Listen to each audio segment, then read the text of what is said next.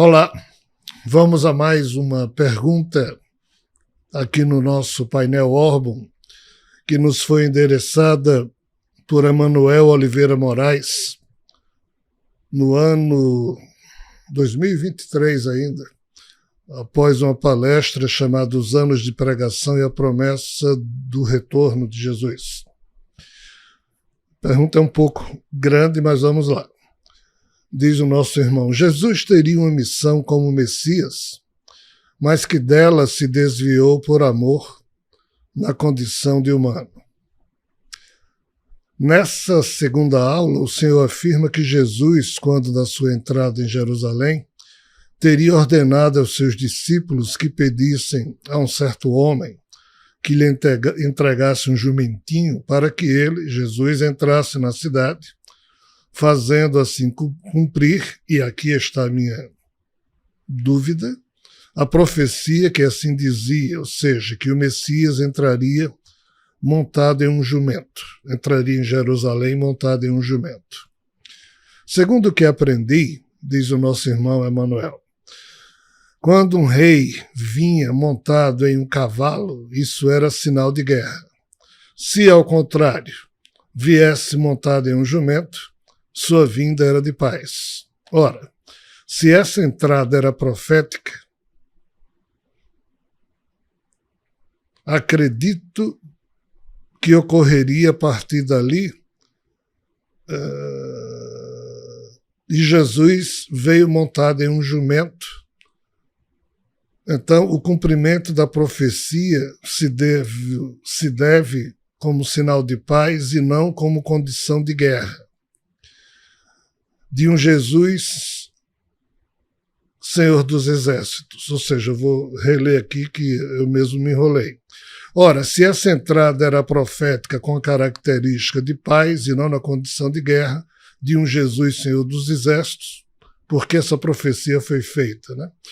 Então, perguntando, essa dissociação de Jesus em relação à sua missão como Messias, ou seja, ao invés de vir como guerreiro, ele veio em verdade como missionário da paz, não representou exatamente isso que sempre esteve previsto?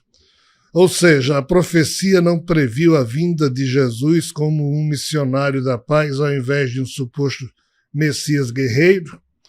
E sendo assim, não teria sido essa a missão de Jesus, um ser de paz e não de guerra?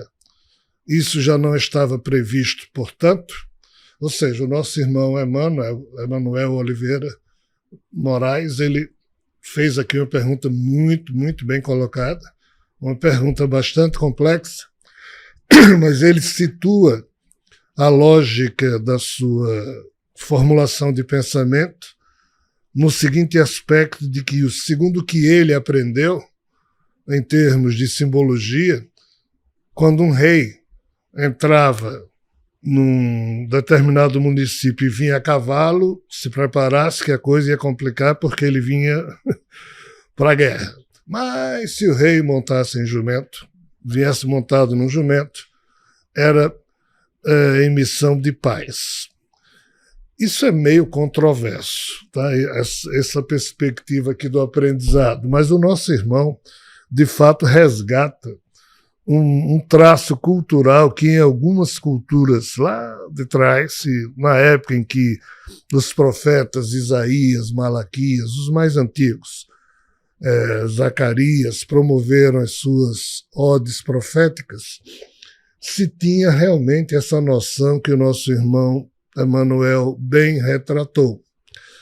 Mas aqui implica novamente em a gente entender a terrível situação dos profetas, na medida em que Javé, quando dominava um profeta, Javé ele nunca foi, vamos assim dizer, retilíneo nas coisas que ele queria. Javé nunca foi sábio. Javé, sempre, como ele mesmo diz, ele pretendeu fazer o que era certo, mas por linhas tortuosas. Javé ele explicava o que queria dizer através dos profetas, mas muitas vezes isso chocava os profetas. Então, por exemplo, na hora em que você estuda as profecias, inclusive do próprio Isaías, Malaquias, Zacarias, mas notadamente os dois, o primeiro e o terceiro, você percebe uma mistura de profecia com aviso no meio da profecia, ou seja, com uma certa distorção. Por quê?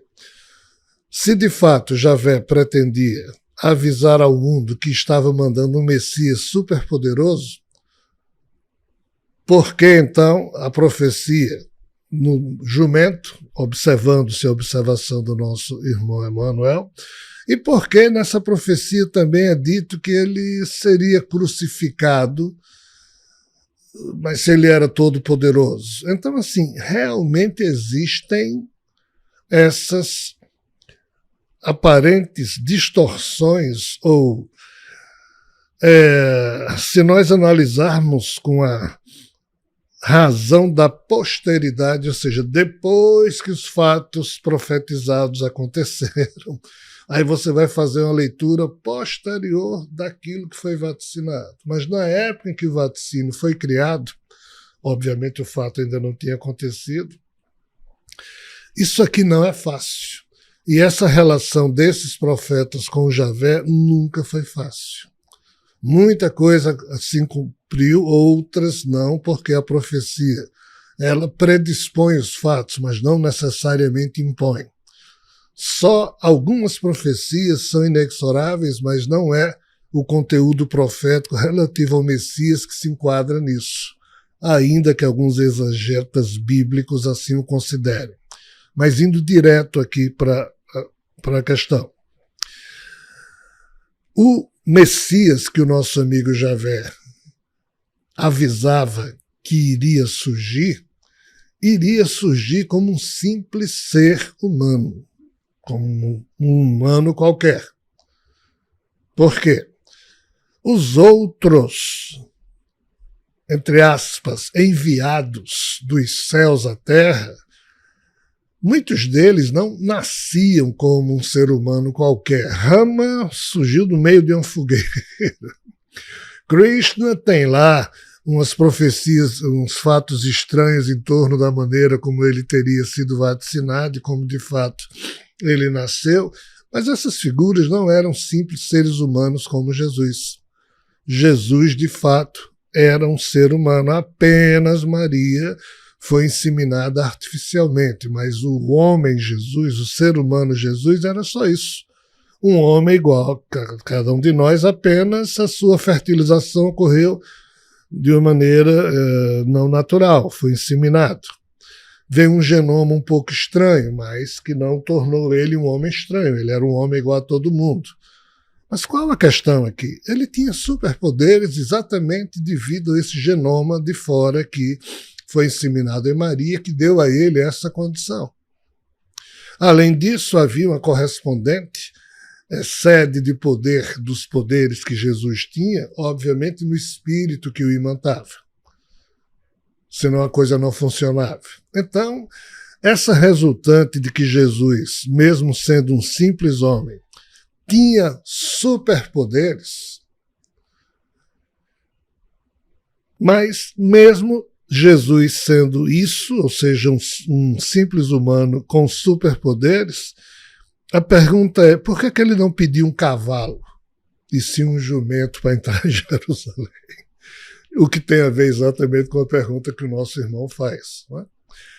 Aí é que está a questão. Ele resolveu contrariar Javé desde o momento em que pediu um jumento e não um cavalo. Ele poderia ter pedido um cavalo, mas pediu um jumento. E o pior, isso é contado da seguinte maneira: Jesus e os apóstolos se aproximam de Jerusalém. Jerusalém só era vista ao longe. Aí Jesus disse, vocês não estão vendo, mas Jerusalém tinha 12 portas. Na porta número tal, atrás tem um senhor, tem um homem lá que tem uma jumenta que acabou de parir, de dar um jumentinho. vocês não estão vendo não, mas vão lá e peçam, diga ao homem que o senhor de vocês precisa do jumentinho emprestado. Ou seja, nós estamos falando aqui de alguém que tinha poderes, inclusive de clarividência, que viu de longe isso, mandou os apóstolos irem lá pegar o jumento. Ele poderia ter mandado pegar um cavalo. Jesus tinha amigos ricos, Zaqueu, José de Arimateia, todos eles tinham cavalos. Então, assim, mandou pegar um jumento, mesmo tendo superpoderes. E a profecia, o vaticínio, foi com jumento. Então, a incoerência aí de Jesus, em sendo um Messias violento, preferiu entrar em Jerusalém num jumento, e foi exatamente essa profecia produzida lá atrás. A resposta é: Jesus provocou Javé. Jesus estava mostrando a Javé que ele, mesmo tendo superpoderes, usando as linguagens disponíveis no campo dos símbolos, e ainda mais ele entrou em Jerusalém com um ramo de oliveira, que significa também paz.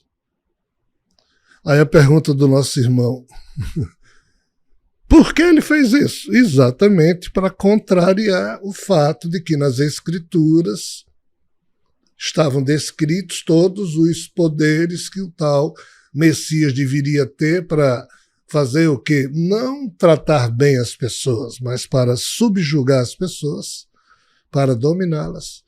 Porque, segundo Javé, como os humanos haviam fugido do seu controle desde Adão e Eva, o plano dele era, através dos hebreus, ou seja, dos judeus, fazer nascer no seio desse povo um Messias que seria um supercomandante, que comandaria os judeus, só que na época que Jesus nasceu, os judeus estavam vivendo sob a escravidão ou sob o jugo do Império Romano. Então a primeira missão de Jesus era montar um exército de judeus para brigar com Roma, derrotar o Império Romano e depois dominar a terra, fazendo com que todos os humanos voltassem para o controle de Javé. Era essa a missão do Messias. Jesus nasceu para isso, mas quando formou a sua personalidade humana, disse: cara, eu sei que está descrito isso tudo aí, eu sei que eu sou o Messias descrito nas Escrituras, ou seja, nas profecias, eu sei disso, mas aqui está dizendo que eu vou entrar no jumento, no Jerusalém, antes de... Ou seja, o homem Jesus teve que lidar com tudo isso e fez as suas opções de acordo com a sua consciência. Então, sim, Jesus contrariou Javé, não necessariamente a profecia, mas a profecia já contrariava desde a sua gênese ao que Javé pretendia, porque se Javé pretendia fazer com que os profetas transformassem o Messias em gente poderosa, obviamente era para ter dito que ele entraria em Jerusalém montado a cavalo e já com o exército dele formado. Mas aí entra o olhar do profeta. O profeta, ele não só recebe, vamos assim dizer, uma voz, ele, entre aspas, mexe com visões e outras coisas. Talvez o próprio profeta tenha visto o que nem Javé havia conseguido ver, porque Javé estava querendo mandar no futuro, obrigar Jesus a fazer o que ele queria. Jesus teria que cumprir os seus caprichos, os seus desígnios. Jesus resolveu não cumprir. O profeta parece que percebeu isso lá na época, tanto que colocou um jumentinho na história. O próprio Javé talvez não tenha percebido, ou se percebeu, deixou aquilo como sendo um aspecto menor, mas o fato é que Jesus foi crucificado. E foi crucificado exatamente porque, mesmo pedindo a Javé para me poupe desse cálice, aí Javé dizia: você me traiu, você desobedeceu, não atendeu os meus critérios, então não adianta você usar os seus superpoderes para fugir à crucificação, você já me traiu, já me enganou, não faça isso, se deixe crucificar, porque assim eu estarei lhe castigando e você pagando a sua traição.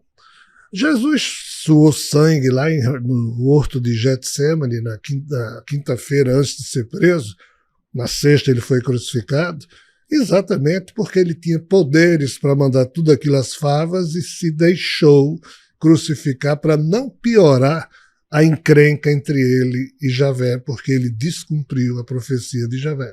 Então nosso irmão percebeu muito bem esse aspecto aparentemente trivial, mas que tem a sua significação profunda, de diferença de jumento e cavalo, mas Jesus fez questão de entrar montado num jumento, como se dizendo para Javé, eu tenho todo o poder do mundo, mas estou me fazendo menor aqui. E até o seu profeta já sabia disso, e você não conseguiu saber disso, cara? Que diabos de Deus é você? Talvez algo parecido com isso tenha passado na mente de alguém naquele tempo, mas só como ressuscitado é que Jesus, de fato, diria, Javé é doente. Eu não pude cumprir os termos de seus desígnios, por isso fui crucificado. 2000 anos depois, a gente ainda está tentando entender os aspectos dessa história. Mas fica a minha gratidão aí ao nosso irmão que nos endereçou a pergunta. Espero ter deixado alguma semente produtiva para a reflexão de vocês. Até o nosso próximo Painel Orbo.